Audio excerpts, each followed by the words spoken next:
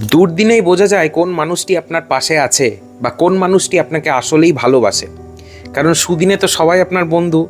তো এই বন্ধু ভাব, এটা কিন্তু আমরা সপ্তম ভাবকে দিয়ে বিচার করি, বা এই বন্ধু ভাগ্য, এটাকে কিন্তু আমরা সপ্তম ভাব দিয়ে বিচার করি।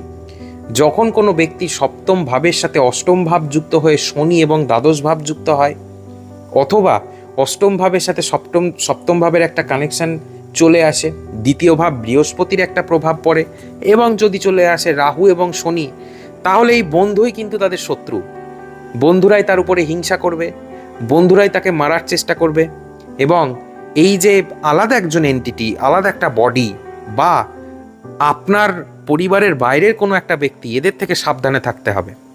আর এই সপ্তম ভাব দিয়ে আমরা আমাদের ব্যবসাপাতিকেও দেখি। তাই বিজনেস যদি আপনারা শেয়ারে করেন কারোর সাথে, সেক্ষেত্রে খুব সচেতন থাকতে হবে। আজকাল দেখবেন কিছু কিছু বন্ধুই কাউকে হত্যা করে দিচ্ছে। এগুলোও কিন্তু জন্মছকে যোগ থাকে। সপ্তম ভাব দেখতে হয় আমাদেরকে। যা যা বললাম, এই ভাবগুলো এবং গ্রহগুলো দেখতে হয়। এগুলো মডার্ন অ্যাস্ট্রোলজি অ্যাপ্লাই করে বেরোনো সূত্র বা বার হওয়া সূত্র। তো এই কানেকশনগুলো যদি চার্টে থাকে, খুব সাবধান থাকতে হবে। অবশ্যই এর সঠিক সময় সঠিক কর্ম এবং প্রতিকার দরকার।